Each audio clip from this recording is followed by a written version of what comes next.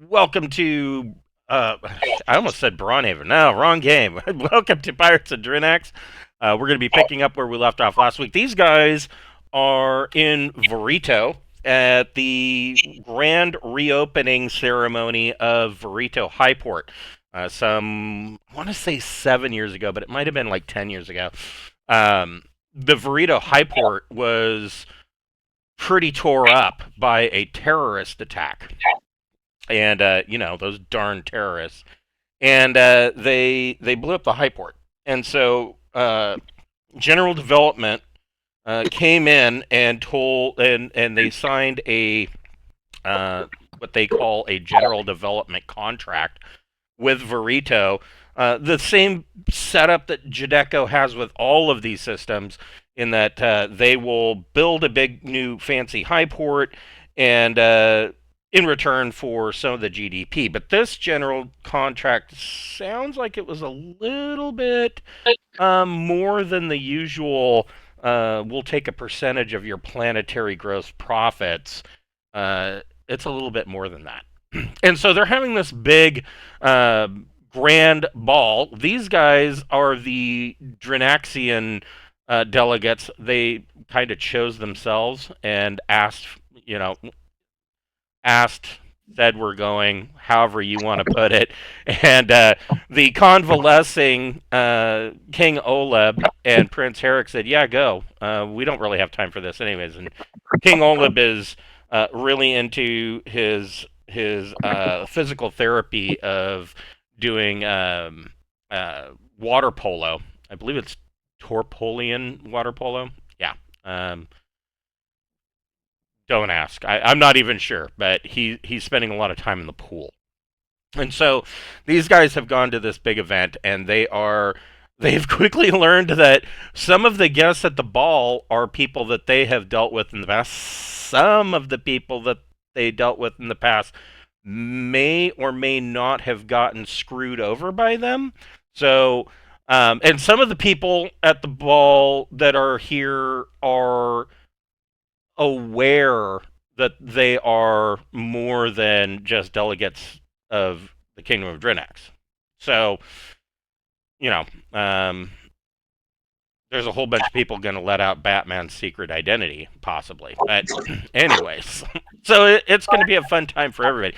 And in the middle of the ball is this stupid looking, ugly art, modern corporate art of this fugly glass and marble tree that Captain Beth tried to look it over, and when she did, she got a headache just by looking at it.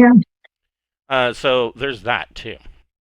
Meanwhile, Ting and Keith are trying to trying to set up uh, a a set for entertainment with Tisney Zazzle, and yeah, there's all sorts of things going on here. But the real reason that they're here is that they learned from Roshondo that there is a secret vault that is at the center of this high port that has all sorts of uh, juicy Jadeco secret conspiracy type information. Real, smoking man, men in black kind of shit is at the center of this entire thing. And so they are here and they want to try to at some point slip away, but they've also realized on the way here that different people have different security card access, and they know that it requires level 3 access to get in, and it requires a bioscan, some kind of biometric from somebody who has access and is on the list. So they've got their work cut out for them. Before we get started, we would like to thank a friend of the Greenwater Guildhall. None of these are sponsorships or partnerships of any kind. They are just products that we really like. And tonight, we would like to thank AleHorn. AleHorn makes beautiful Viking style drinking cups. This is one of uh, their oxhorn shot glasses. They have several different types. The set that I got, my wife got me a AleHorn drinking tankard style, and then it came with the shot glass. But they have all types. They've got the traditional horn, they've got cups, they've got shot glasses, I believe you can even have them customized if you want to have a logo laser etched into them. You can, um, and they're fantastic. Excellent customer service. The first one that we ordered did have a crack in it, and they replaced it, no questions asked. So I highly recommend them. If you look on their website and you find a horn that you particularly like and you order it, don't be disappointed if it is exactly like the picture, because oxen are just like people, and their horns are all individual. They're all beautiful once they are made into drinking horns and they're polished up, but they may not be exactly like the picture. So don't let that discourage you. Go get yourself an AleHorn. We also have a merch store via Zazzle. We don't have drinking horns, but we do have a beer stein, and we've got a whiskey rocks glass with the Greenwater Mercantile and Adventuring Company logo on it. We've got T-shirts and buttons and hoodies, and there's a fleece blanket, and there's all sorts of stuff over there. And 100% of the proceeds from that store goes back into our channel. It helps us pay for things like the Roll20 Pro subscription, the Incarnate subscription, which you can see the ballroom has I mean, Incarnate puked all over this map. So it helps us cover all of that stuff, and there are all these little nitpicky subscriptions that come in at the end of each month, and they all seem to come in around the same time, and you go, oh well, that's only $5.99, and then that one's $9.99, and then sooner or later it's starting to add up. So if you'd like to help us with that, we would appreciate it. Go get yourself a Whiskey Rocks glass and a T-shirt, and know that you are helping us out by making all those ends meet. We appreciate everything that you do for us. All right, so we left on Gregor. Gregor's over here getting drinks from the bartender bot. And this is a buffet table. Like, so, Gregor, you see this buffet table, and even at like some of the big fancy get-togethers on the Floating Palace, you you haven't seen a spread like this. And this is only one of them. There's like 3 others of these tables sitting around the room. There's just a ton of food, caviar, and there's actual real lobster and real crab and stuff that is imported from all across charted space. Delicacies from all over. This particular table, I mean, have your pick. And then the bartender bot is also there, of course, serving numerous drinks. What are you doing?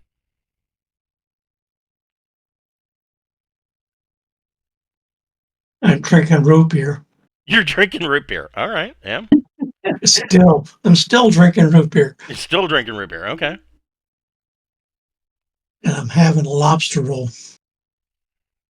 Okay. So you are sitting there, kind of mowing down on a lobster roll and drinking your root beer, and Oleus of Marduk approaches you. Now, go ahead and make a. Hold on, I need a character sheet because I forget all the. Come on, there we go. I forget all the skills that are available.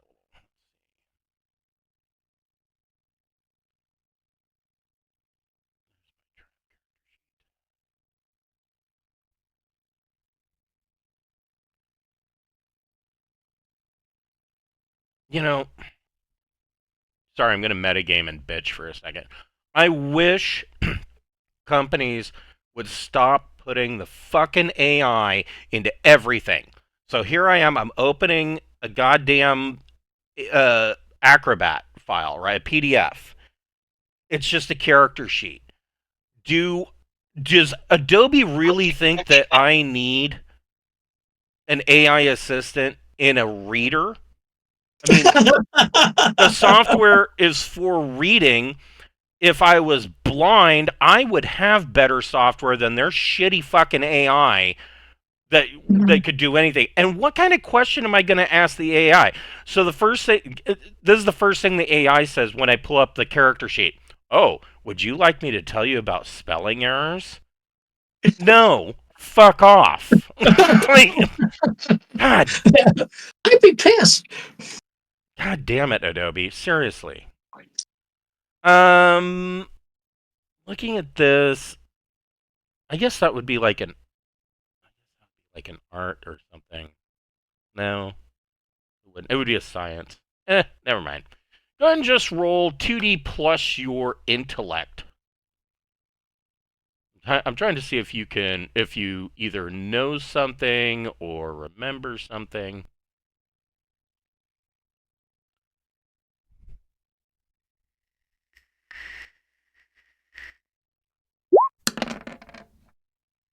Hey, hey. All right. So you do know something. So Oleus, this woman, she's dressed pretty smartly. Not what you would really consider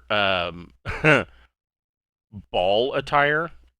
She's wearing, kind of the white and orange um, kind of business suit style colors that a lot of these administrators for the different domes that are on Marduk generally wear anyways. It's not like she's wearing a tuxedo or anything like that, but she is, well, her title is technically Lord. I don't know if that really applies as nobility anywhere else other than Marduk, but that's kind of her title. And she is the Lord of one of the larger and more powerful domes on Marduk. Not one of the ones that you've been to, but you guys have been to Marduk a couple of times, and so you recognize her from video and advertisements and things like that. But she comes over and introduces herself as Lord Oleus of Marduk, and she of course makes it sound like um, she's the ruler of all of Marduk. She doesn't specify a particular dome. She specifically says Lord Oleus of Marduk, and you're already kind of aware of who she is, and you're in your head. You're thinking, well, she has one dome. It's a big one, but it's not like she's you know the queen of all Aldinia and gets to wear a fancy hat. She's just the leader of one dome. And she comes over and she explains to yourself or explains to you. She says, "You're from Drinax. If I remember, Gregor, are you? I forget. We talked about this. Are you wearing the uh, the Sandalian dress uniform? Yes. So you guys have been around to enough events wearing the Sandalian dress uniform, which you know." I'm gonna any carouse or diplomat checks that anybody needs to make for general purposes. If you're wearing that uniform, you get a +1, and the reason is, uh, technically speaking, nobody has seen anybody wearing that uniform in actual official capacity. Of course, there's been some pirates that kind of wear it almost as a joke, like they're making fun or what have you, or I don't know, their other dirty shirt was ripped that day, and so they put one of these on. But you guys are wearing it for realsies, and so that you've done this enough that Drinax, the rumor mill and the gossips, the word spreading around is that you guys are the real deal. Drinax is making an attempt to bring back the new Sandalian Empire, and so she comes up and she goes, oh, "You're from Drinax, right?" I heard that. She says, "Please forgive me if I'm wrong, but I heard that there was a verbal agreement on the table that Marduk would be joining in with the new kingdom of Drinax. Can you confirm or deny that?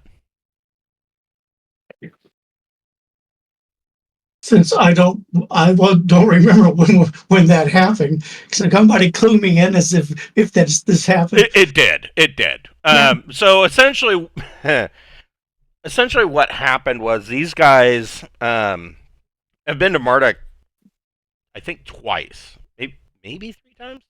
Might maybe.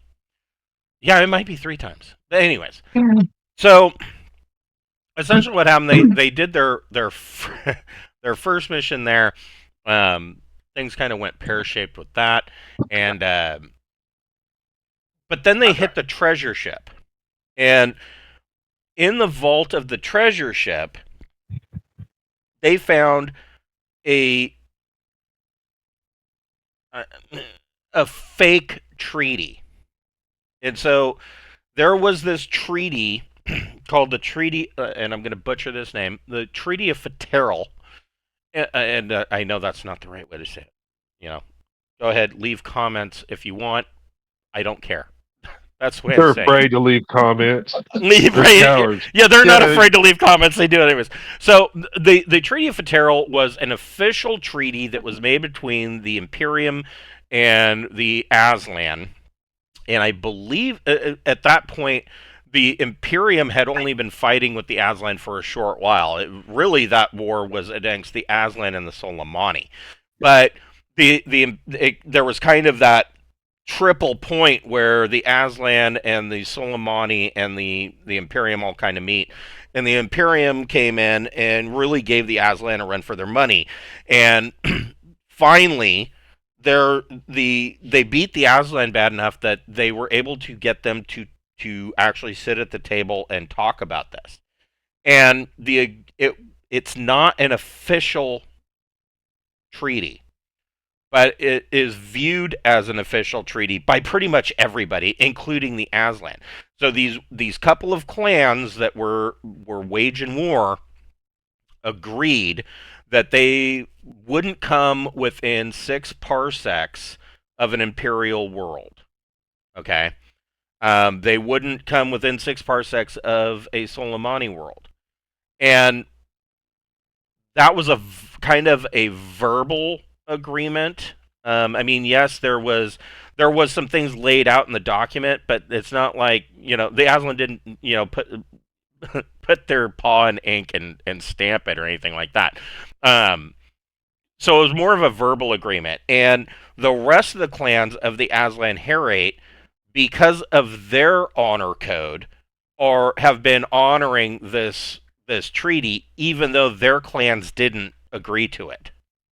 It's kind of, well, these guys agreed to it, and so we're honor bound to, not fuck up the status quo. But there are plenty in the Aslan Herate who are like, no, screw that treaty. It has nothing to do with us, and we want to just obliterate everything. So there's this infighting about the treaty. But anyways, there was a fake version in the treasure ship's vault that these guys stole, and essentially what this fake one basically said was that the Aslan can come in and take over any world at any time, and that they're coming, and you better be ready, and that essentially the treaty was going to be, there was a deadline to the treaty, and that it was going to be up, and as soon as that was up, any planet that wasn't prepared was just going to be steamrolled. And so these guys, rather than destroy it, or rather than put it into circulation, actually these guys did quite possibly the best thing that Judecca could have ever wanted, is what they did. Because Judecca wanted to basically spread this around as the real treaty. These guys did that for them. But they used it in such a way as to convince a lot of these planets to make a verbal agreement to join the new kingdom of Drinax and to pledge their support for the kingdom of Drinax becoming the new Sindalian Empire. And so, yes, Marduk, the leader of the the starport of Marduk, or the administrator, I guess, of that star town and that dome, did make an agreement, a verbal agreement to join the new kingdom of Drinax. Apparently, he hasn't let any of the other domes in, and that's probably another political thing. In that, if he makes the agreement, then somehow his dome gets a leg up in the hierarchy, because he's the only one that has any direct contact with Drinax. Okay. I talked to Lord Oleus? Olaus of Marduk and say, "Greetings, I am Sir Gregor of Drinax." And she Um, she she immediately kind of does a flourishing curtsy, and she says, "Oh, I'm sorry. I wasn't aware I was in the presence of nobility." Fuck it. We're all nobles if we want to be. Everybody on the floating palace, including the fucking guy that cleans your toilet, is a nobleman. They've all True. got like 30 Okay. titles. and I've got a social of 4. Whatever. Yes, there's been some negotiations between Drinax and Marduk, and I think it would be best if you talk to Captain Beth if you want to get more details. She says, "Oh, that would be excellent. Would you be willing to do a introduction between me and the captain? I have some concerns about the Augman raiders that frequently assault Marduk, and my dome was just recently hit, and I was really hoping to get a pledge of support from Drinax to put a stop to these raiders." Most certainly. Would you like to make you would you like to make you a lobster roll to take on the way? She says, "Oh my gosh, that would be so excellent. Thank you."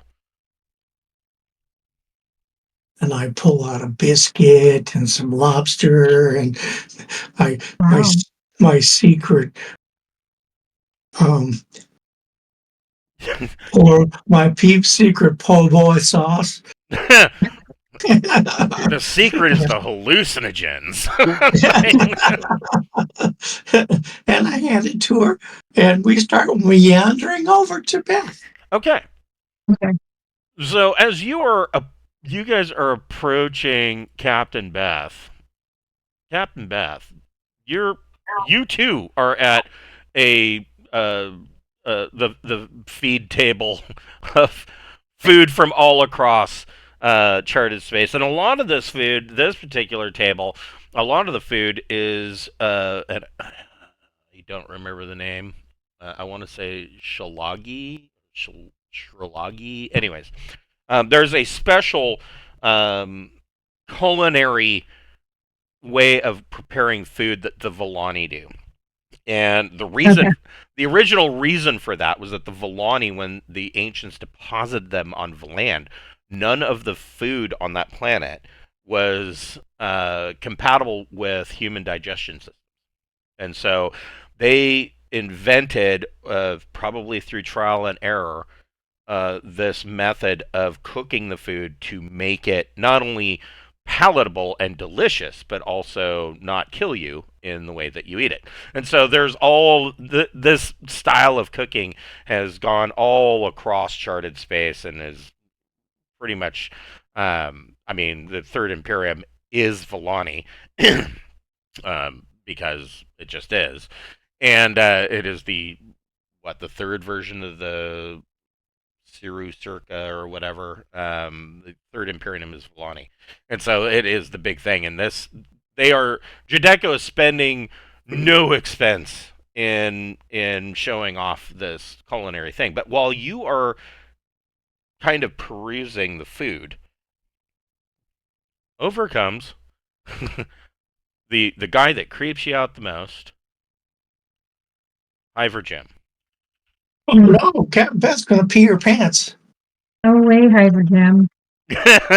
So Ivor Jim comes over, And in Is he going to offer me back cheese? I don't want any. so in one pseudopod, he's got a tray of cheese, and in the other pseudopod, he's got like 3 cheese knives. And make a Recon Plus social check.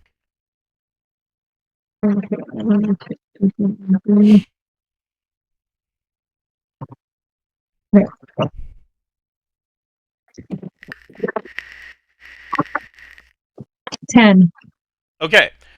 So Hiver Jim comes over, and so 2 things. The first thing is, since you have arrived, you have seen Hiver Jim basically carrying this cheese board, and every so often he will add cheeses to it, right?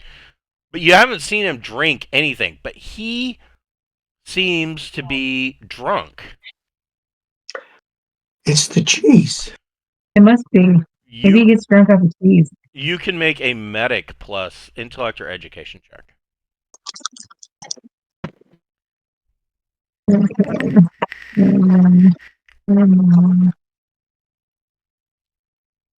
12.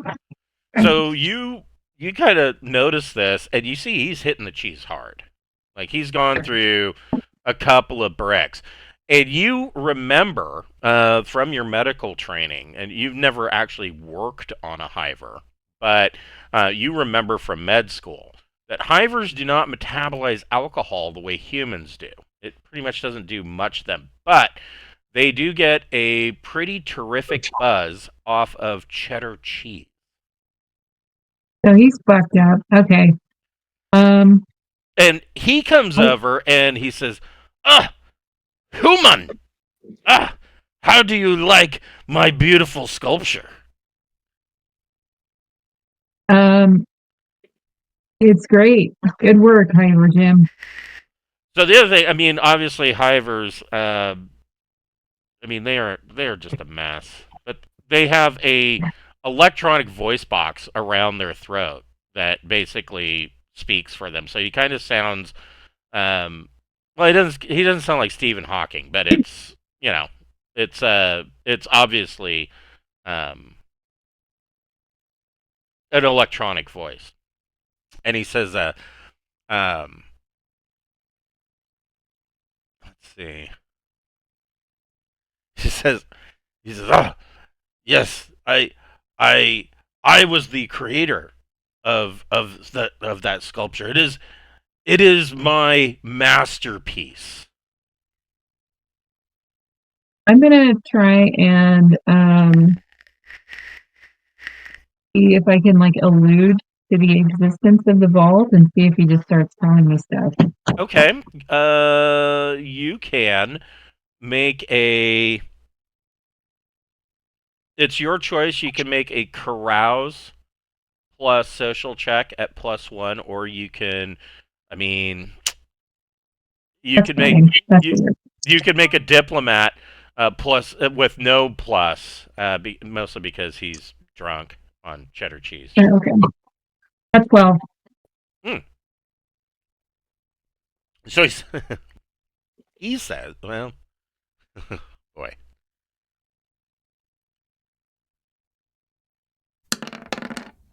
Yeah, that's what I thought. So he says, oh, and he kind of looks around and he goes, you know about that?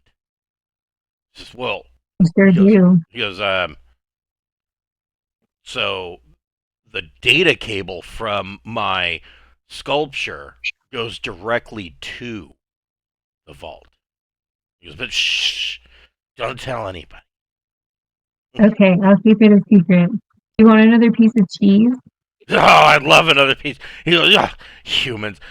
Such simple, trusting creatures, so brave, always rushing blindly ahead without the slightest bit of planning or preparation. A whole cluster of civilization fueled by sheer, undirected lust and greed. It must be so relaxing to be so stupid. It sure is, Hiver Jim. And that's when Gregor and Oleus of Marduk show up. and Elias kind of looks over at Hiver Jim and how he's acting, and she looks over at Gregor. She goes, "Is that normal for Hivers?" I'll say no, it's not. She goes, oh. She introduces.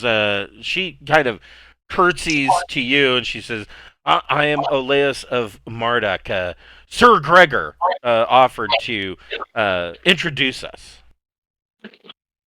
I'll shake her hand and tell her it's nice to meet her, and that I've been to Marduk before, and it's beautiful. It's very gray. I don't know. There's a dug lot of it when we were oceans. there. There's a whole lot of water. We got attacked by beasts once there. It was Yes, cool. yes, and yes. Were you the ones that were shot down, or there was a And whole? I walk up to Hiver Jim and say, "Hey, can I have some of that cheese?"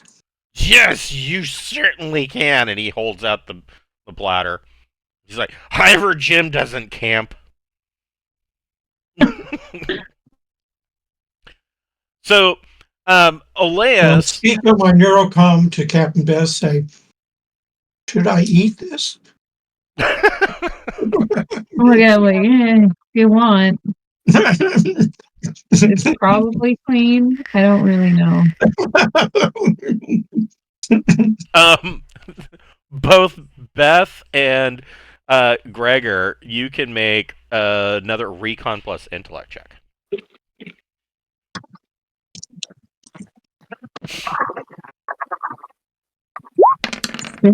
Monday. Okay. Oops. So that's going to be 11 for me. So here's another thing that your medical training tells you. So you have noticed that the more inebriated off of cheddar cheese that Hiver Jim gets, he's becoming less and less careful about touching people around him. So oh no, no. So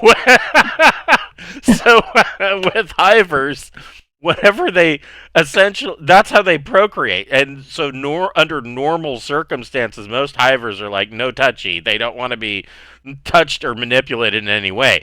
But since he's brushed into another people, you can see that there every once in a while you can see that a larva drops off of him onto the floor. And he'll move around an accident. He's stomped on a couple. Yeah.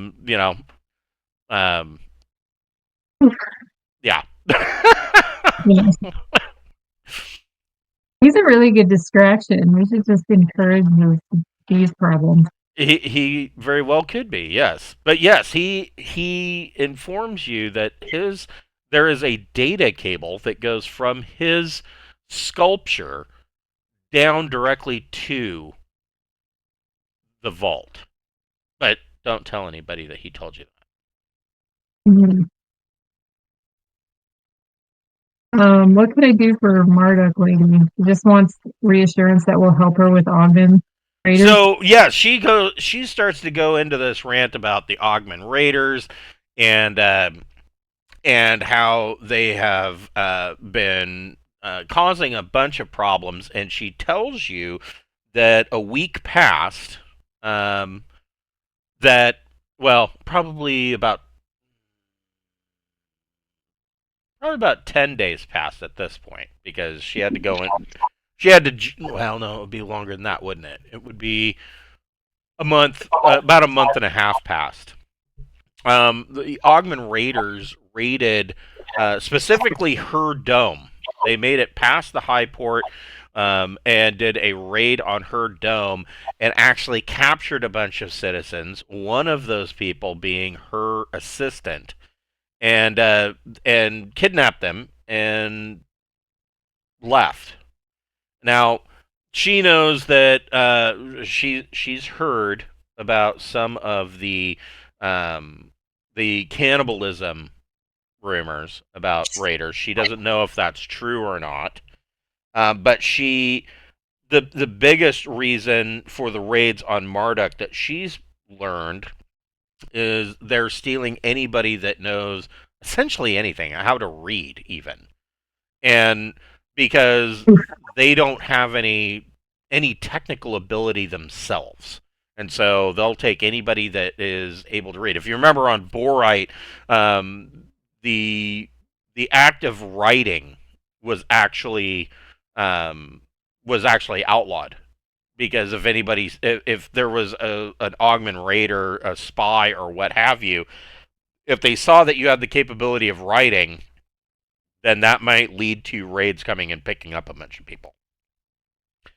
So she has kind of learned about this, and she says,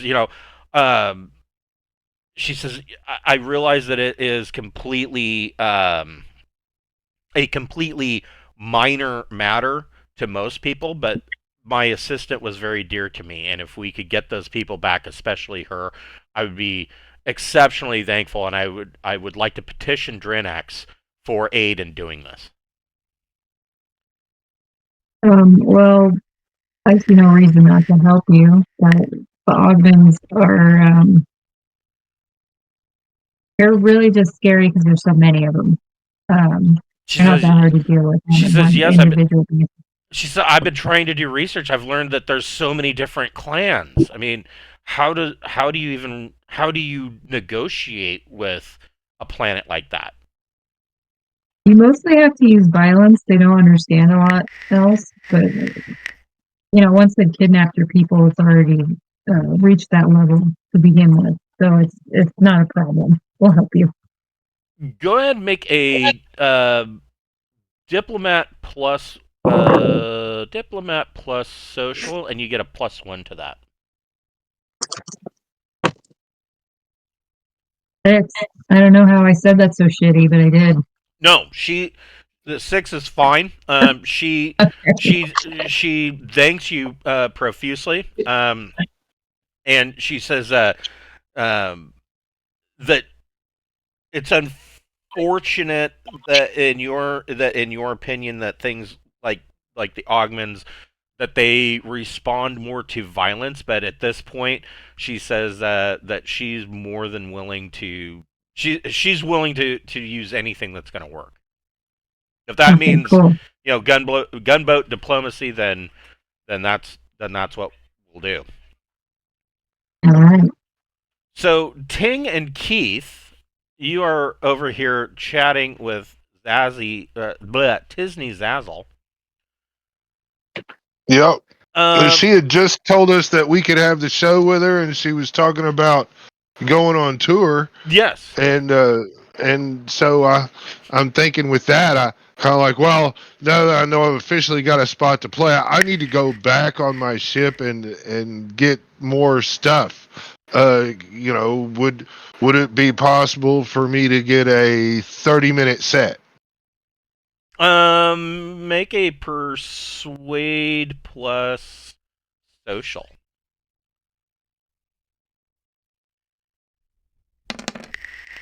9. Yeah, she doesn't.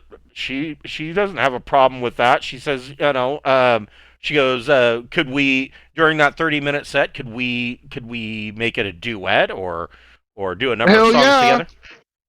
That sounds fine. How about you open the show, and then I come on, and we do a couple songs together, and I'll mention a couple of her songs that I know. I've worked with her. Surely I know a couple of her songs.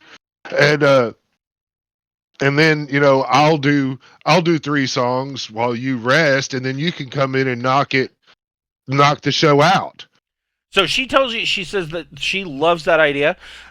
She tells you that she was kind of scheduled to play, and now she adding you to that, just prior to Faye Borshun giving her speech about that isn't her, right? Maybe not.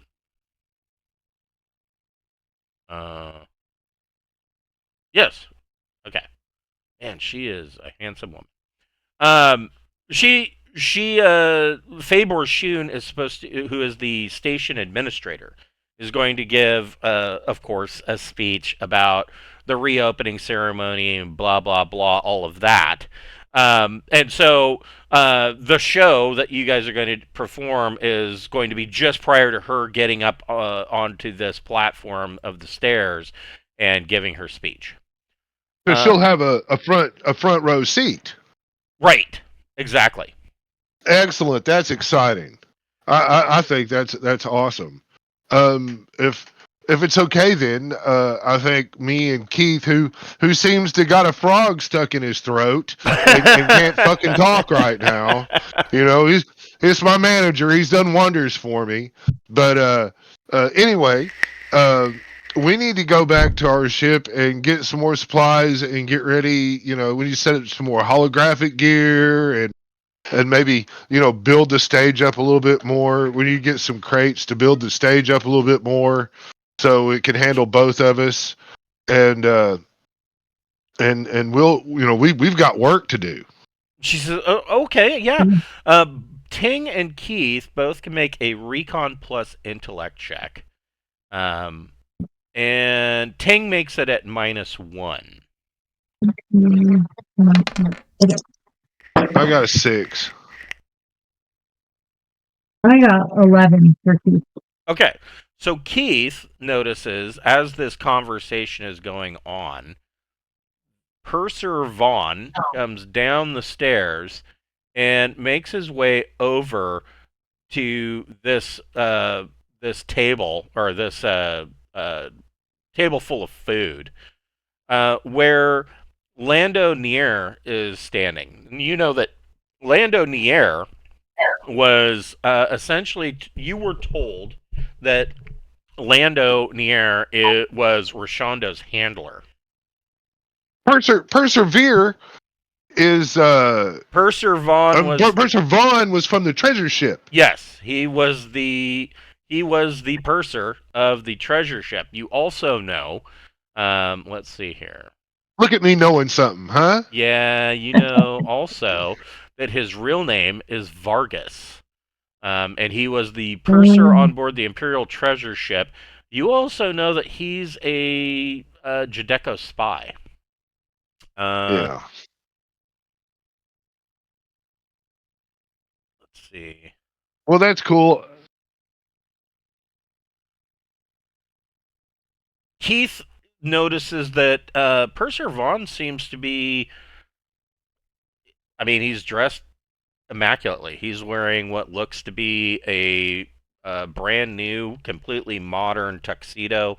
He seems to be living pretty wealthy. Well, that's great.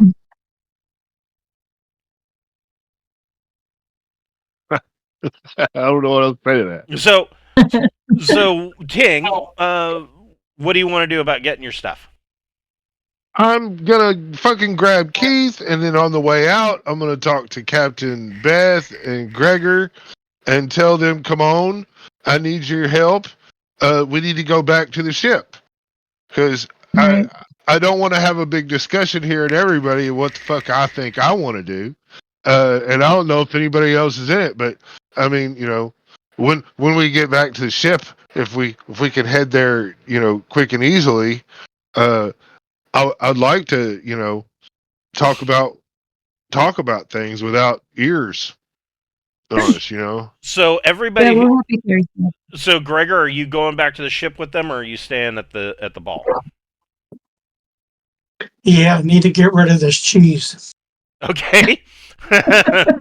So everybody who's leaving needs to make, it sounds like all of you, needs to make a carouse plus social check.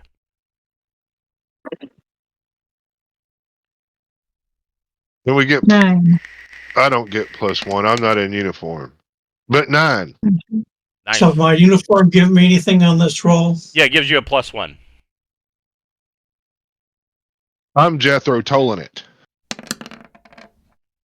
Oh boy. Oof. Ooh.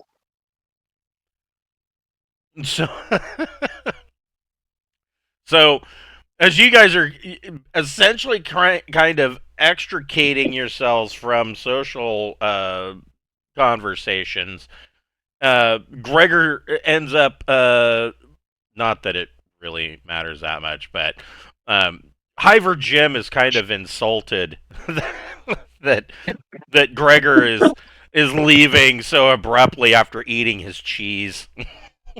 Oh, well, I mean, who if hasn't been in that yeah, situation? if to be honest, if what I'm thinking is suggestive of a plan, don't offend everybody the hell of a lot more. I don't know what will.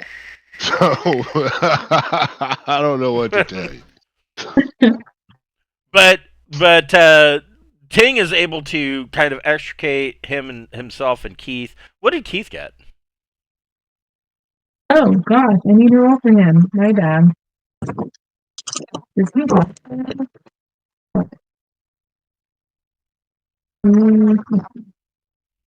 he has one carouse.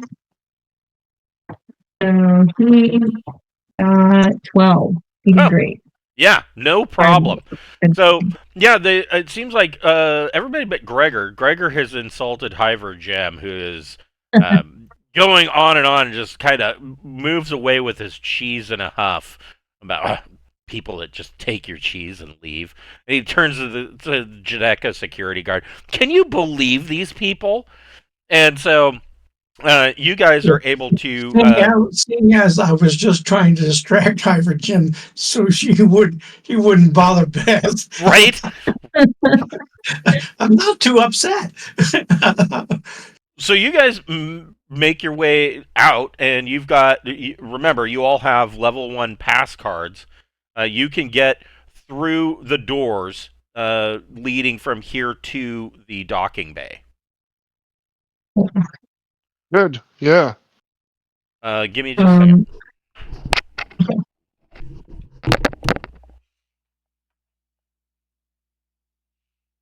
So I'm thinking we'll take crates and shit like we're building up the stage, right? And we'll stick y'all in combat armor, battle dress or whatever, in the crates. And we'll load you up on the stage, right? And when the concert's going on, I put on this real blinding light show, right? And then you guys come out and start, we want to hold the ball hostage, right? And yeah, because the administrator's up here, and I bet you the administrator knows how to get in the motherfucking vault, and I bet you the administrator has a pass to get down to the vault, right? So with an escort of taking the administrator down to the vault, we can, do that. In the meantime, all these important people up here and all that, I'm thinking if we just set off an extremely large amount of stun grenades and trank gas just all through this whole fucking ball area. So you were everybody given just the take option a of a stealth mission, and you've decided to pull out an M60. Well, no. Stealth is optional in this mission. Okay. Well, yeah, but I mean, I'm thinking because I've kind of got the green light, and I'm in a hurry to join the show. So I'm thinking I could smuggle my teammates that will be fully outfitted with all their toys in these crates that I'm going to be taking up using to build the stage up. Where is the stage being built? So the stage is going to be built around this large piano. But Beth has also informed you guys that there is a large data trunk that goes from this statue directly to the vault. So if we just fuck this up and knock it over or something, then we might get, a more direct access. I don't know how big a data cable is actually, so I don't know. So imagine when we're talking about the data cable that would go from this thing, the way Hiver Jim was saying it, you're talking about like a T1 line bundle. I mean, it's going to be a chunk that comes out of that sculpture, and for some reason is connected, according to Hiver Jim, directly to the vault. we have robots or anything that could fuck with that? Yeah. Okay, I mean, I've maybe got that's the way to go. I've Keith, got that assassin droid. Keith has his AX1 astromech droid. That's a big guy, though. I'm like, do we have any he's a little, like, little spider droid? No, he's a little garbage can droid. I've got that assassin's droid is a little bitty thing with a monofilament cutter on it. AX57. This is Keith's astromech droid. He's a garbage can on roller skates. He's an R2D2. Okay. Computer story. He does have a holographic projector, so he can pretend he's part of the show. Yeah, he is essentially fucking R2D2. This is when I read these stats, I'm like, wow, we didn't rip that off at all. At least they didn't make him. So they made him look better. After the Tisney Zazzle thing, you can try and fuck with this data cable and get the precise location of the vault. A wireless data link. Right. Is that a way to go? That's less murdery. Well, I wasn't even thinking about murdering everybody. I was just thinking about incapacitating everybody. You know, because I've got that. I was just gonna beat him over the head like baby seals. I mean, I've got the creepier assassin is a tiny robot. You know. So I will. I mean, of course, that is an option if that's the route you want to go. But, I mean, this is supposed to be a secret vault. And if you go around lighting off stun grenades in the middle of their grand opening ceremony, that's going to alert security to your presence. It's going to complicate matters. Well, I mean, there are sensors all over this place. If you remember, the guards have densitometers and bioscanners that are set to check for weapons, and Gregor had to make a stealth check to keep his body pistol hidden. I'm hoping we can bypass a lot of that scanning and inspection stuff by hustling up to bring, just the sheer volume of shit that I'm trying to bring in for the stage. Right, but my point is, as soon as those grenades go off, the sensors on the station are going to pick it up, and it's going to alert security to a problem. What if the show is full of smoke, and we smoke this motherfucker out with lots of lights and stuff, and we snatch the fucking administrator up, and we use right. And we use. The data cable going to the vault sounds cool, but it's psychedelic smoke. Yeah, but we need. There's only a handful of motherfuckers that need their biometrics to open the fucking vault. There's a bigger question that you guys aren't asking. Where the vault is. Why is there a data cable going from a corporate art piece to the vault? It's probably monitoring all of us or something. It's probably fucking the tree's a bomb. It's probably an antenna or basically to send all the information to all their shit. This is the big black box, the vault, right? It's not really a vault of treasure. It's a vault of information. Right? You don't know. We don't know. Yeah, we don't know. We don't know. Another thing we could do. The description of a big black box is correct. We could try and make the bartender robot makes much stronger drinks. That's another option. Make everybody get really fucked up. That actually, I like that option. That was never thought of as something to bring. We're gonna tip the bartender bot like he's at a strip club and then watch everybody get lit. Yeah.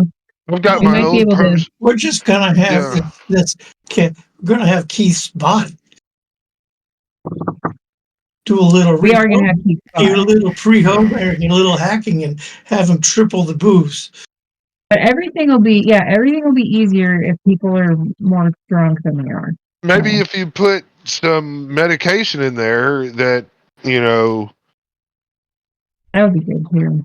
Yeah. You don't want nothing that acts real quick, but something in about 20 minutes or so, it'll just really phase you out. Not necessarily pass you out, but just get you. I mean, you're just fucked up, and that would serve enough to cause a lot of confusion, and then maybe if we snuck Keith in the stage equipment, and had him try to access the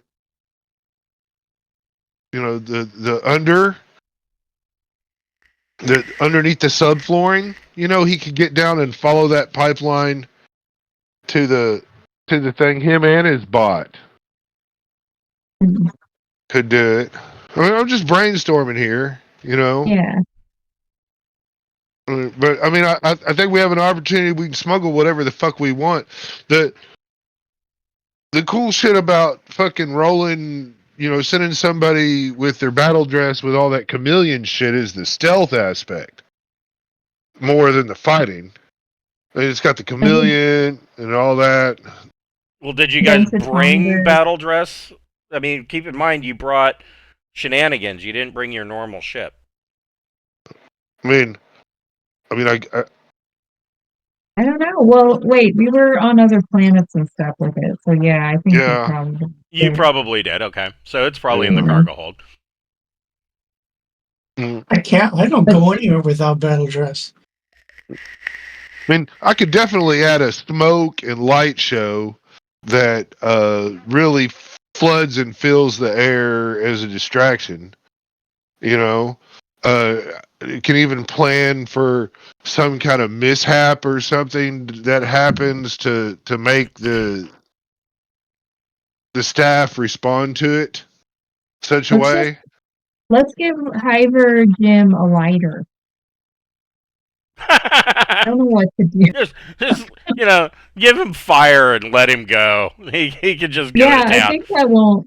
It's not going to end well. I can guarantee that. Yeah. Okay. And then Sorry. maybe we can get. I'd like somebody to be really outfitted to fight really, really fucking well if shit goes sideways. Yeah, the only person that's I armed agree. right now is Gregor. And that doesn't even count. I mean, I'm talking about really, really set up to fucking, bring some hate. I think Beth has she's got her Sindalian heavy laser pistol sidearm, which is a part of her dress uniform. But even then, without armor and all that, I mean, it's right. You'll kill one person, maybe two, and then you'll die. Yeah, now it's going to be like Grand Theft Auto. Yeah. I have some subdermal protection. Right. But, I'm less screwed than everybody else. But it seems like Jadeko really tried to make sure that we didn't roll in here like tanks. Well, so you got to figure the last station was blown up by terrorists, so they're probably, the last station sank into the swamp, and then the second station burned down and sank into the swamp. But we are going to make sure that this one stays up. So that's kind of their theory here, and so there is security all over the place. And if we're gonna just storm it, we can go on the ship, put all our shit on, and then just do it after this. If we can't do it the stealthy way, we can still do it violently after that. There's like sounds cool. Really Yeah. All right, cool. Then let's try the stealth way. I will show. These are the security guards that you are seeing throughout the ball and whatnot. Background. I'm sick of teenagers. They all look the same.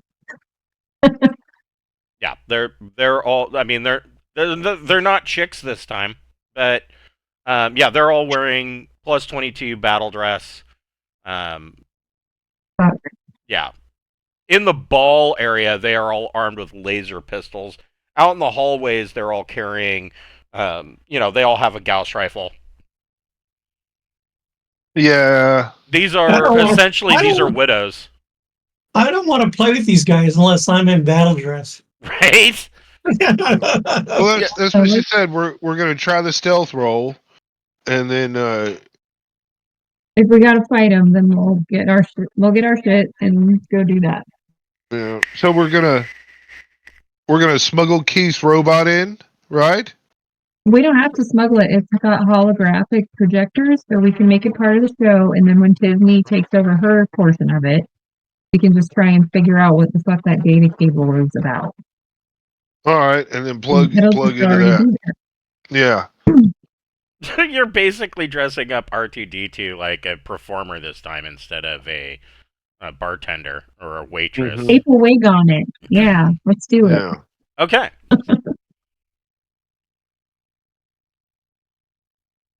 So, what is Keith doing during all this? Is he helping Ting set up the stage? Absolutely. Okay. And he's been spending his time doing the holographic art training skills, so he's kind of pumped actually to Okay. be working on it. Okay. So Keith is over here helping set up the stage for Ting. And what is Beth and Gregor? What are you guys doing? I mean, you helped bring in the stuff, which probably puts you somewhere over here. You helped bring in his hard cases of equipment and things like that. What are you guys doing now that they've Ting and Keith have taken over as they're setting up? Um, let's see. I'm going to here and I'm going to look at the pretty statue Okay. that I think looks like an ugly tree. Yes, it is. It is hideous.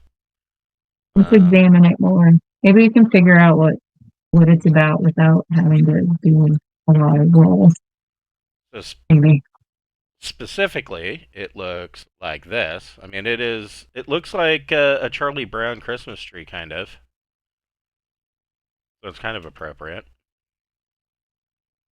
The sculpture. The base is kind of weird. Both Beth and Gregor make a just roll 2D plus your endurance. Endurance.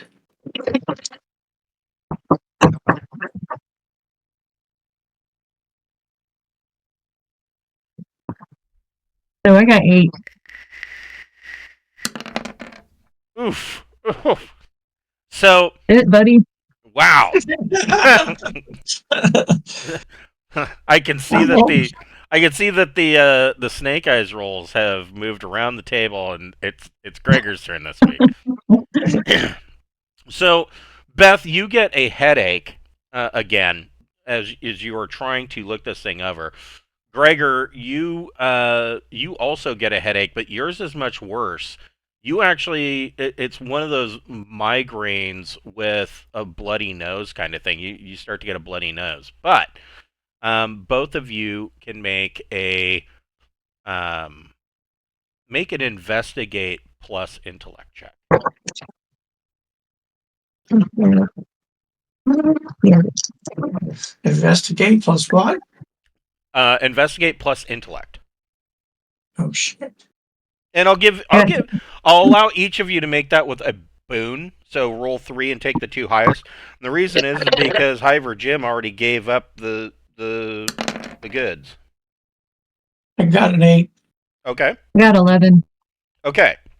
So you note that that looking at this thing, you see that Gregor has developed not only. I mean, he's kind of one hand is clutching his head and he's squinting, and he's got a bit of a nosebleed going on by examining this thing too closely. But both of you do find that there is a data trunk coming out of the bottom of this pedestal that goes into the floor, and there is about maybe a good foot of this data trunk that is accessible before it goes into beneath the lush carpeted floor. And of course, I mean they made it look nice. You know, it curves around and comes down out of the base of this thing, and then, you know, and it's, I guess, stapled to to the base. So I mean it's attached and they did good wire management, but about a foot of it is accessible.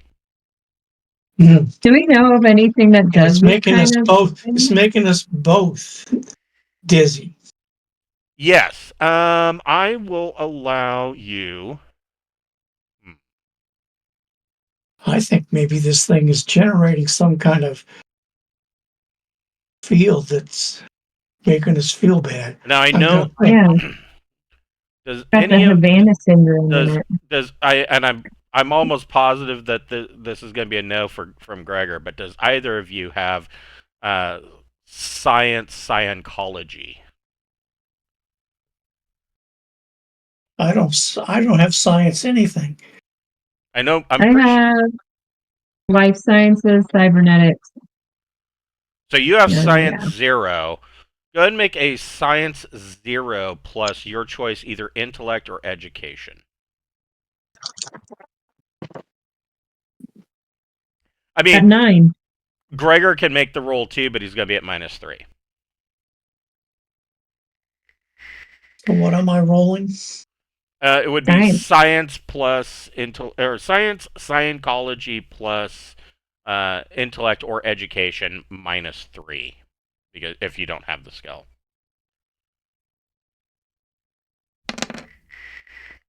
That ain't bad.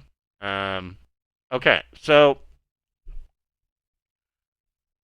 I mean you don't know, but Beth, on the other hand, so Beth with her milder headache compared to Gregor looks this thing over, and you see that this sculpture is connected.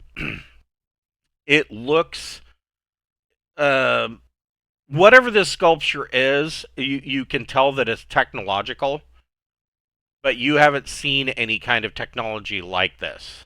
And you do know from your conversation with Cheddar Cheese High Ivor Jim that he created this. So it is your assumption that this is some kind of Hiver technology. And with your, you got what, an 11 or a 9? You got a 9. I got a 9. With your 9, now this is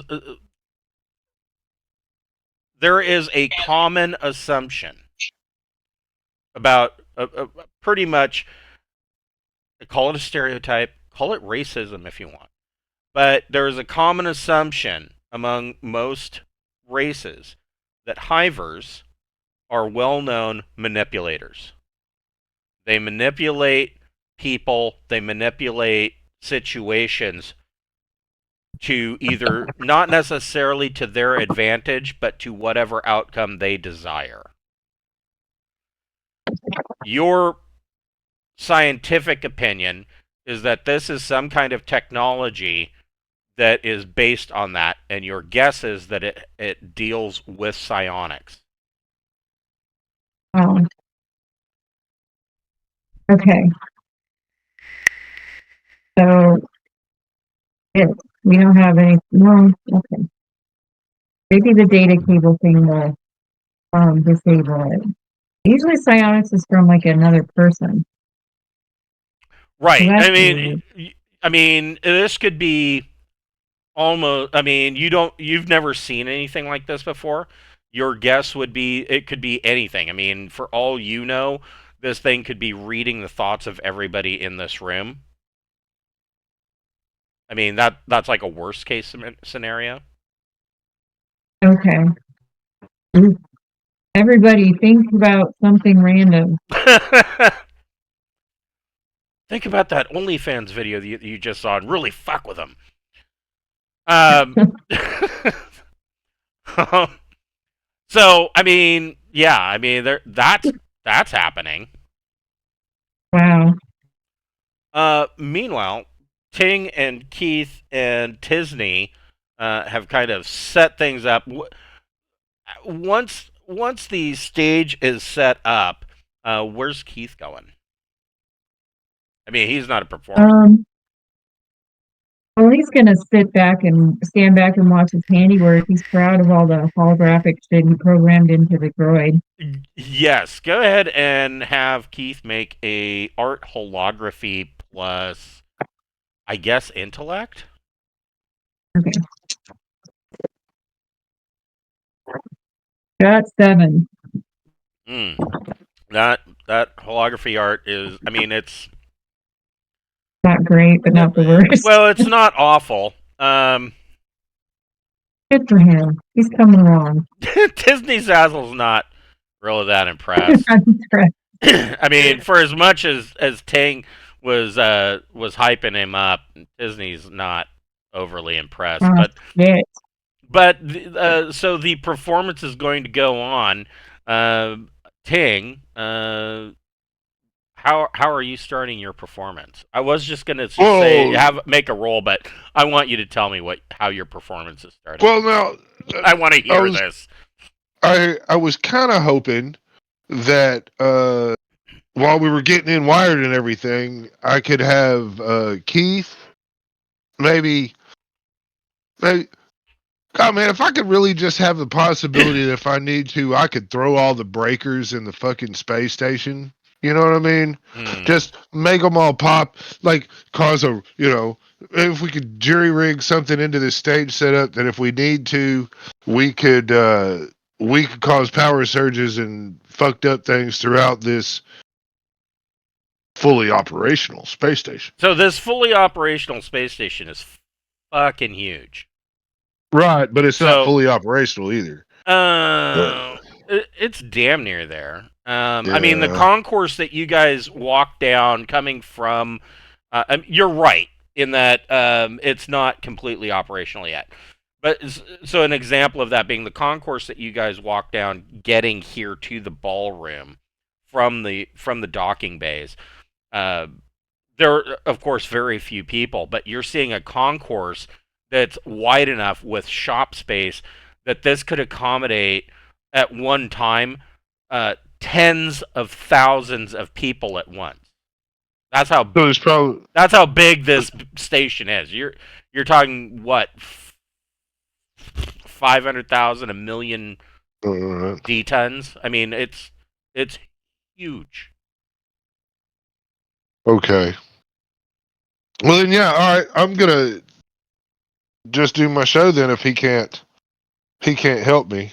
I mean, about the only thing that couldn't dock here would be like a Tigris class dreadnought wouldn't be able to have space. Right. And for that, they have the docking arms where they can grab onto larger ships.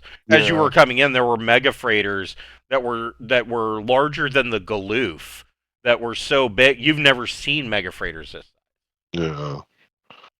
All right. I was just hoping that we could fuck all their power up, but if it's not really well, I would allow you to pick a subsystem. Like, is there something in particular you wanted to? Is there one labeled tree statue? That could be a good target. Yeah, if we could sort out the tree statue and that would probably be helpful. So Keith is setting this up. Keith would need to make an engineering, in addition to his fantastic holographic art. Keith would also have to make an engineering power plus intellect or education. Okay. All right, I can do that. And I want to stipulate that we loaded all the fucking cool hacking programs and shit on his bot beforehand. Could we have done that? I'm sure you could. Let me take a look at the bot. I got 11. If that's good enough, then don't worry. That is pretty good, yeah. So the bot...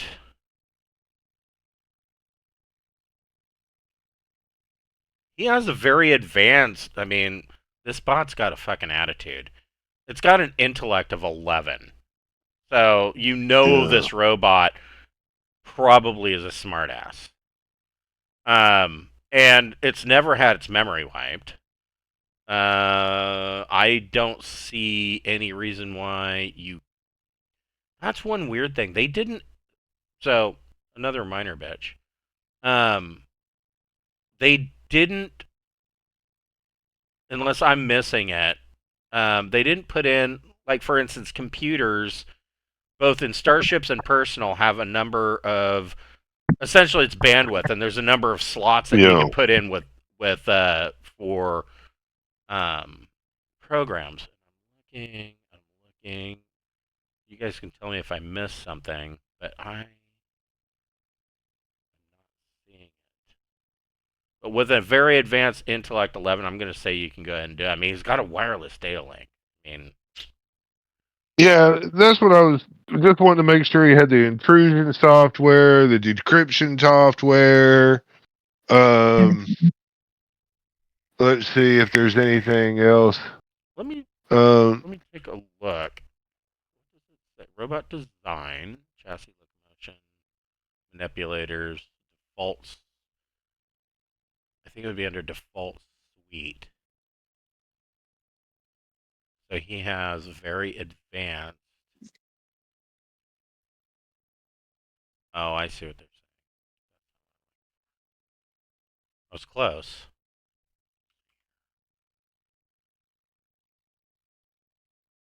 Zero slot option, slot cost Oh, brain. So he's very advanced, capable of logical reasoning, and can attempt functions outside its programmed parameters. Yeah, this robot's a smartass. It is not conscious, but appears to be so, and considers itself to be conscious without fully understanding what that concept is. Very advanced robots can perform at capabilities similar to or superior to biological sentience in broad variety of skills. Very advanced robot can develop interests and hobbies outside its programmed functions. Very advanced robots can attempt tasks up to very difficult, 12 plus. So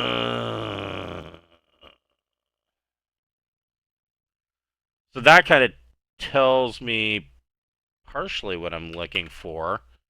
So 12 plus. I don't know that he's going to be able to hack this.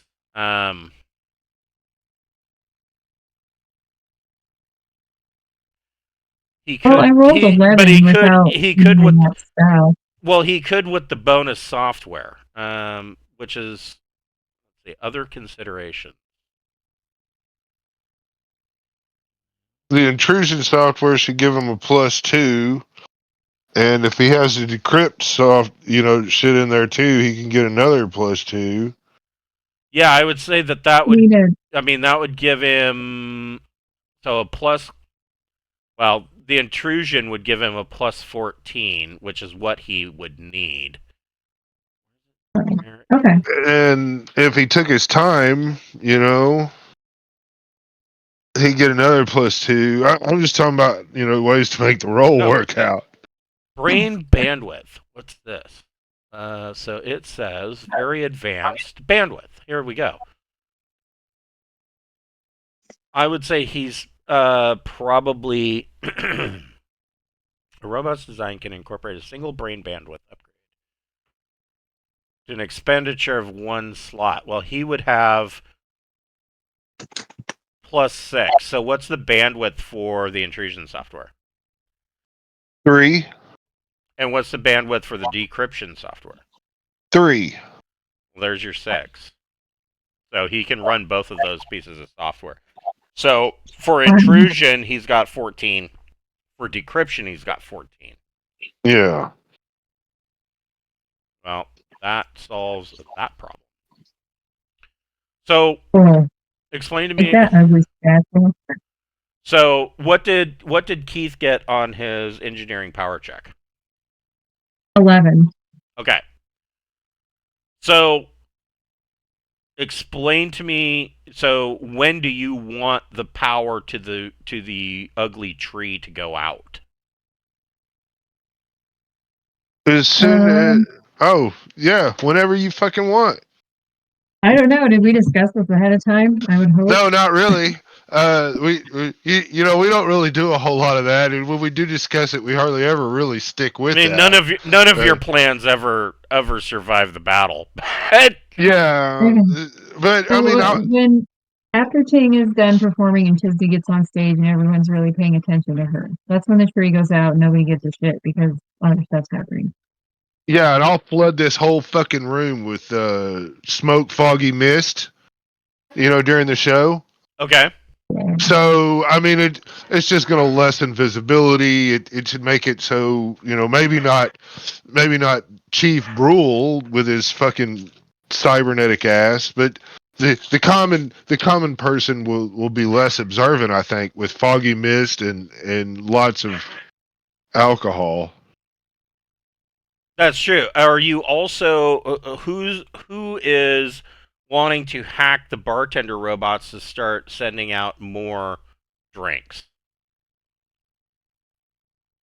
Because that was part of your plan too.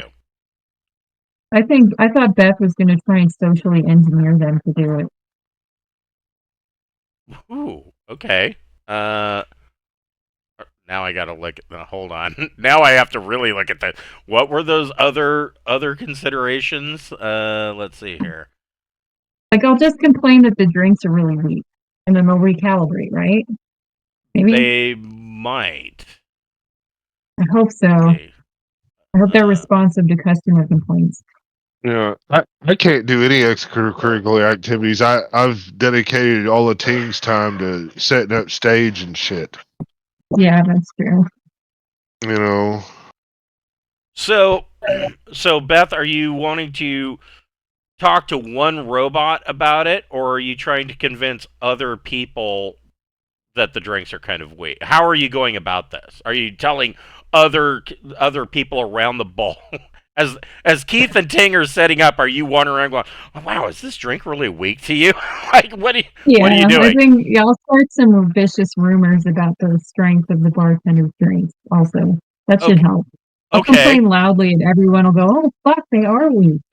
Go ahead and make a carouse plus social check, and you get a +1. Okay. 8. Okay. So you convince a number of people that the drinks are awfully weak, and now I need being an alcoholic character really helps sell that too. Right. Like, I'm sober. What's happening? I know. Yeah, didn't you just go up one in carouse or something like that? I'm like 7 weeks into carouse course. I'm really close to going up to 2. Yes, you've been practicing for just this moment. So, are you fucking kidding me?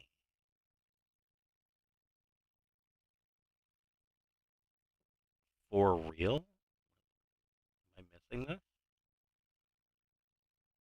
No, I am not missing this. Okay, well.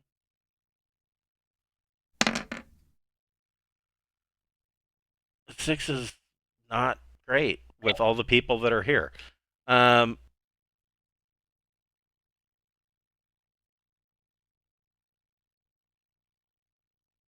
Security moves around.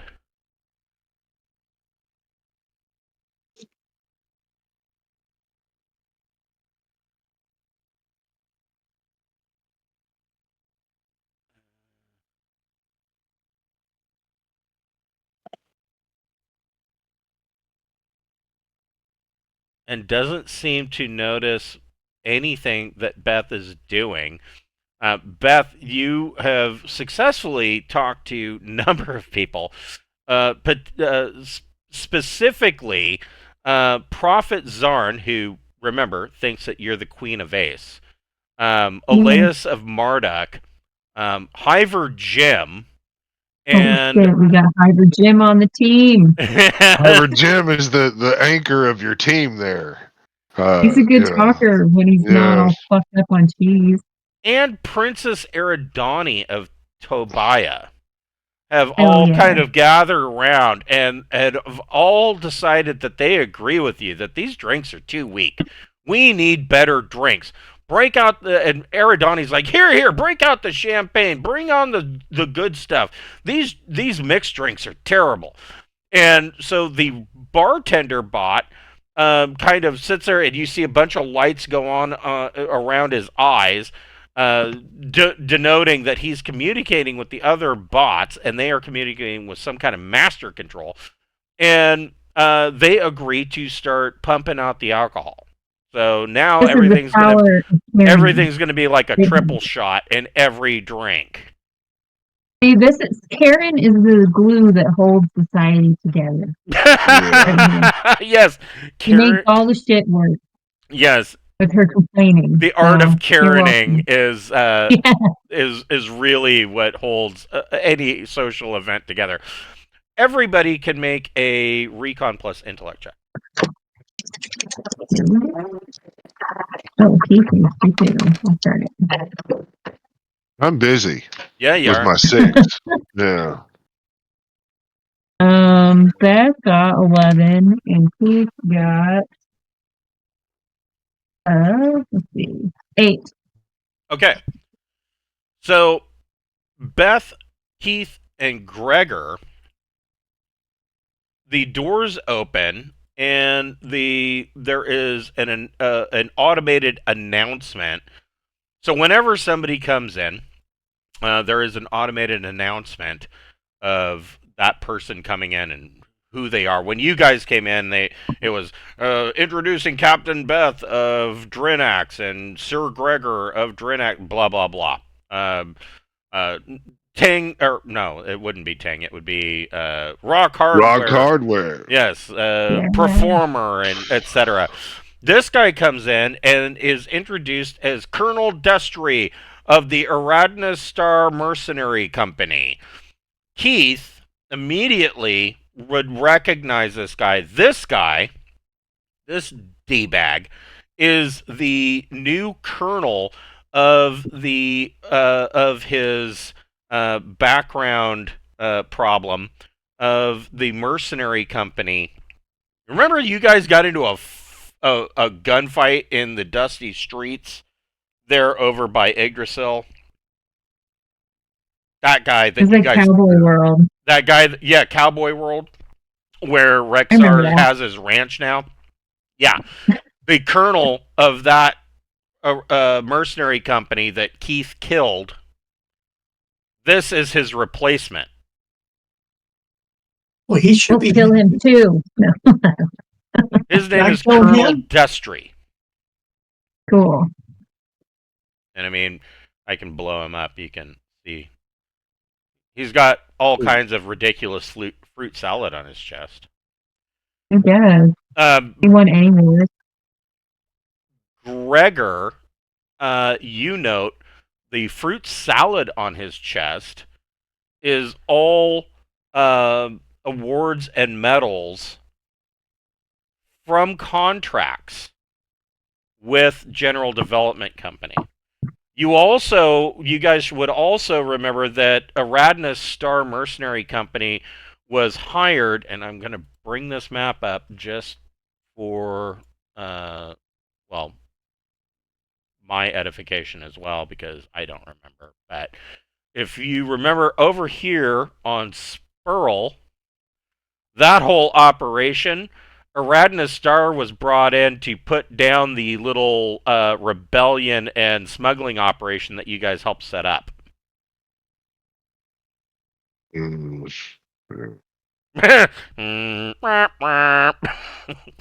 So, I mean, Captain Beth, in all your medical shit that you have, right? Do you have poison?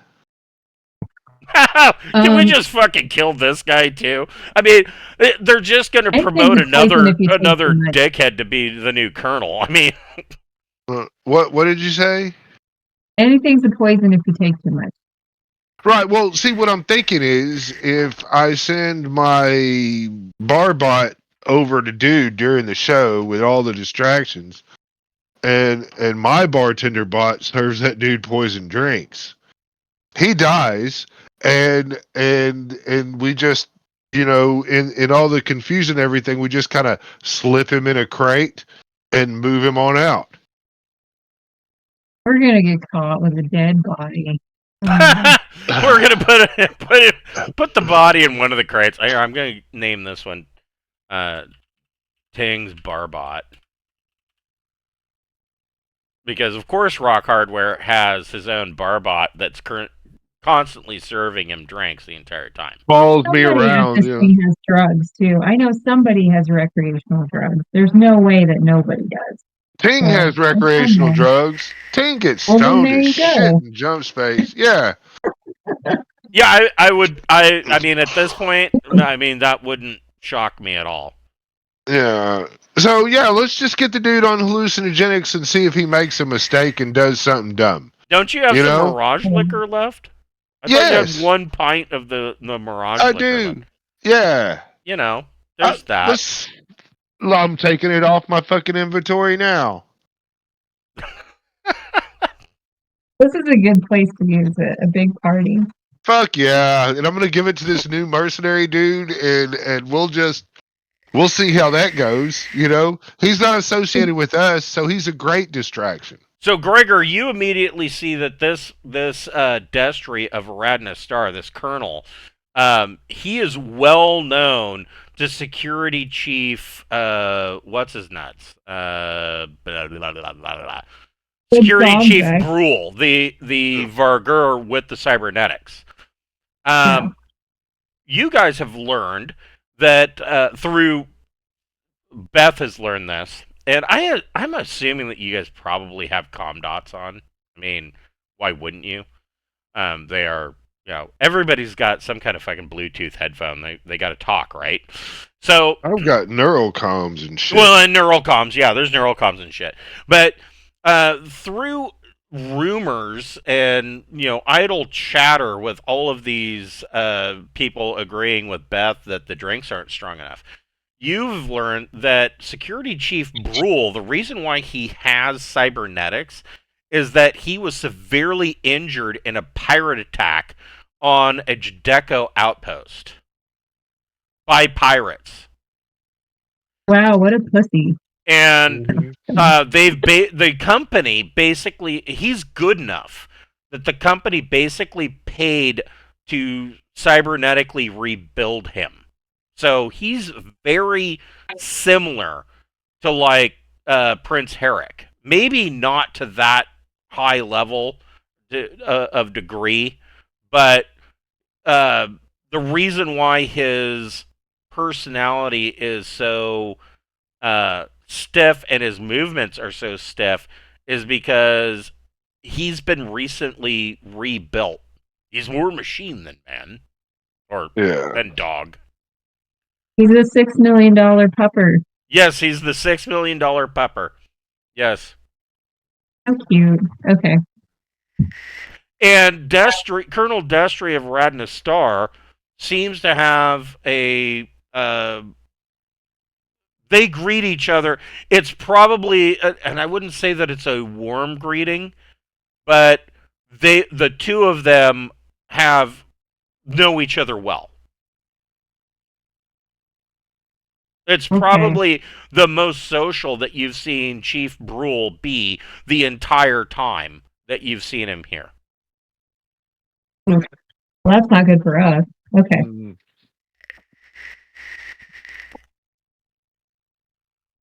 That probably, so, and Gregor, you probably realize this, that probably also means that there is a, hold on, I gotta look at it.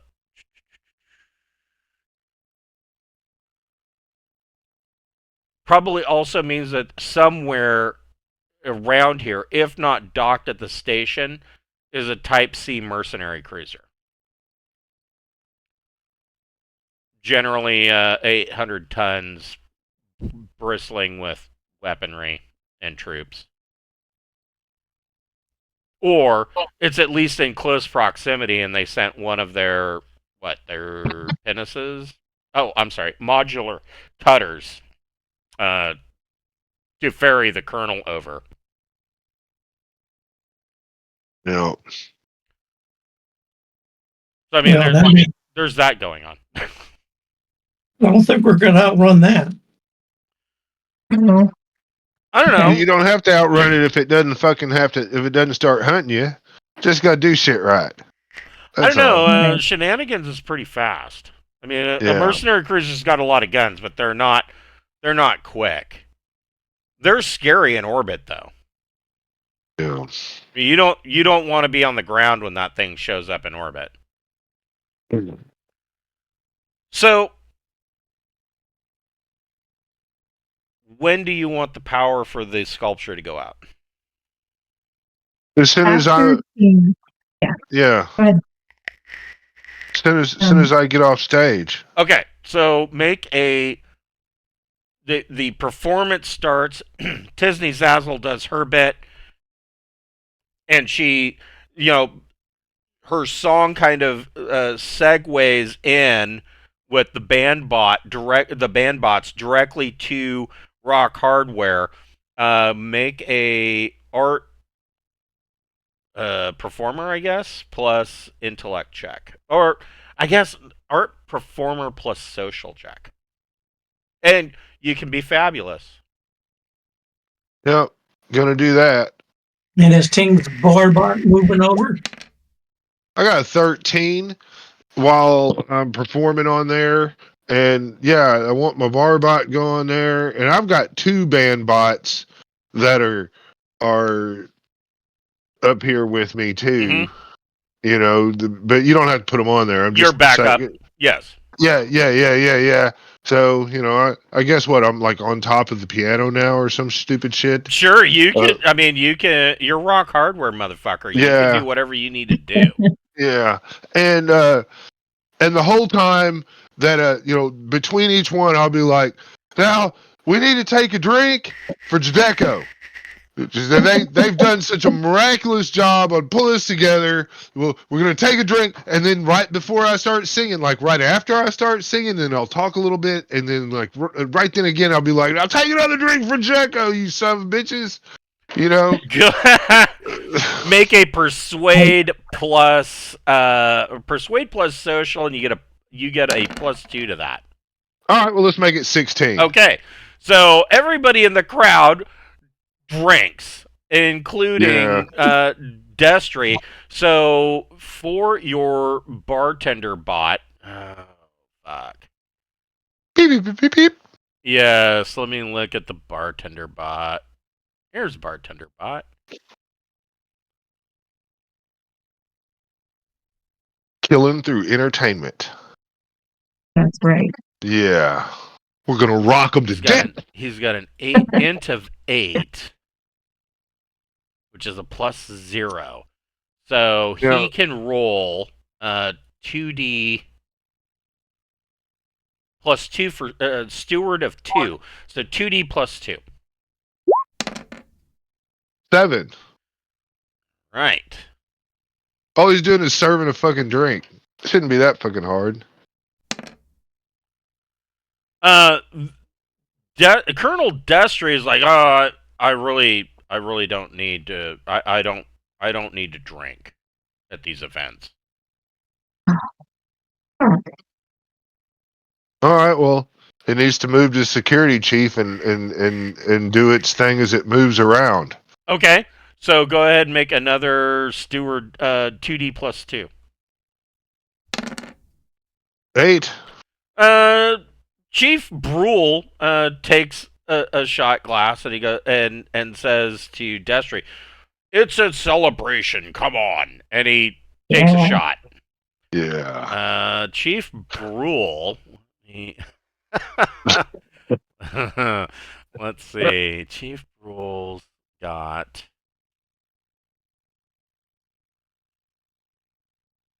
Probably not a whole lot of persuasion. But he's enhanced with friendship. I'm going to give him a +2 for friendship. Yeah.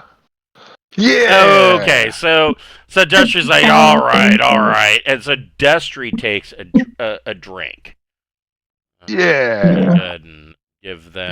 them the stink eye. Yeah, because they got the Mirage pints. Yes. Da-da-da. So the two of them, they down these shots of Mirage liquor, and well,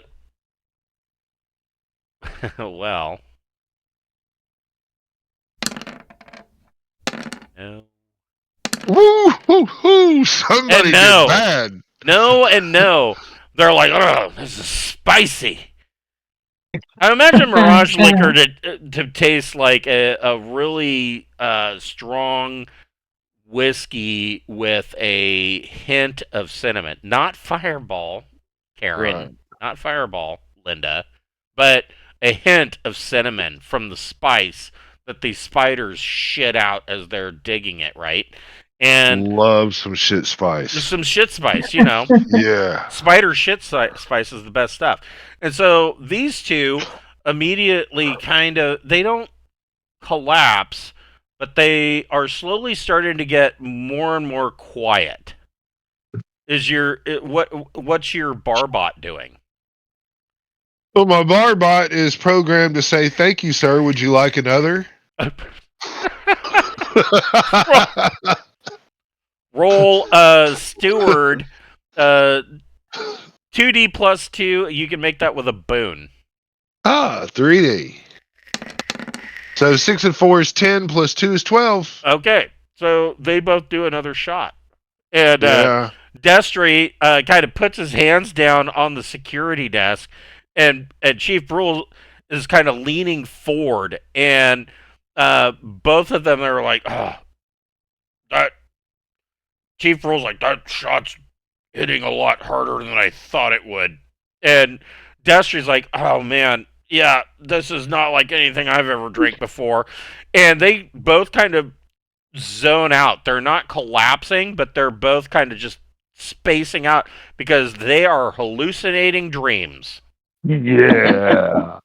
Awesome. Good job. Oh, and a Good work. smoke and a psychedelic show going on. Oh, Yeah. they are having a great time. Yes. And then- yeah. Gregor, Yeah, and then you some- moved over near Destry. What are you doing? I'm trying to decide whether I need to use the garrote, the body pistol, or hold him up. Are you wanting to do that immediately during the show, or are you wanting to wait for the perfect moment? Well, I'm waiting. Okay. Well, I'll let you think about that a little bit. I like where this is going. So the smoke and holography show goes on.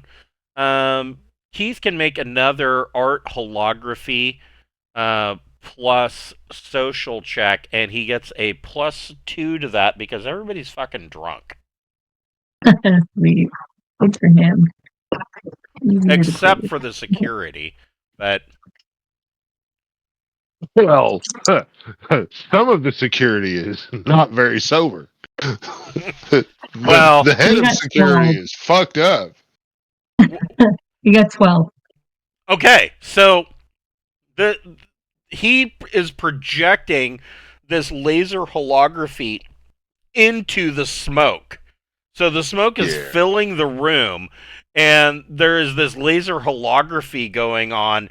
And so Destry and Colonel Destry and Chief Brule are kind of tripping balls, hallucinating dreams and staring at this floating holography in the smoke. When is the power going out to the fugly tree? That's as soon as I get done with my performance. Okay, you can. Keith's doing. So, What's Keith doing? Yeah, what's Keith doing? I thought he was going to sneak in and do something. he was He's gonna, well, okay, I was gonna see where the data cable went, but it seems like, So the data cable's in a back different here. He direction. would have more than enough time to get back there. okay, And there's no security guard back there now. all right, let's check it out. Make an engineering power. Yeah. Strobe lights and fucking fog sirens. What? So At a solid beat. Boom, boom, boom. it's like an information society concert in Brazil. Fuck yeah. Make it. Everyone needs to jump. Get those helicopters going. Yeah. Do Again. it. Everybody needs to have a good time, so they talk about how badass that Rock Hardware fucking concert was. This is my shot, man, to be a fucking household name. Keith, Yeah. it's Keith's choice. He can either make an electronics, computers, or engineering power plus intellect or engineering or intellect or education check. 8. Okay, so he finds this data trunk, and it is technology he has not seen before. What is he having the astromech droid do? Figure out what kind of data is going through it, if possible. So you want the astromech to hack it? I guess so. All right.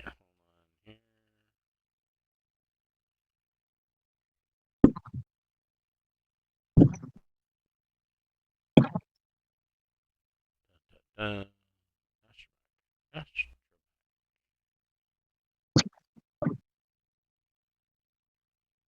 so the astromech droid can roll 2D. Let's see. 2D plus 6. Holy crap, let's go. 6 plus 8 is 14. Astromech droid has hacked into the data trunk, and you see the Keith sees the astromech reach out and kind of jack into this line, kind of with a like a pair of uh, gator clips, and just kind of clips in, and the screen on the small faceplate and his holography kind of goes like a whole bunch of matrixy style shit. And the astromech is in. The astromech tells Keith that this is Hiver technology. This is high tech. So he is TL14. He's hacked in, but this is alien tech, alien programming, and but the astromech droid confirms that this is psionic technology, and essentially, I'll give you the what for. It is scanning the thought structure of everyone in the room, generating psychographic profiles of their personalities, and feeding it directly to the vault.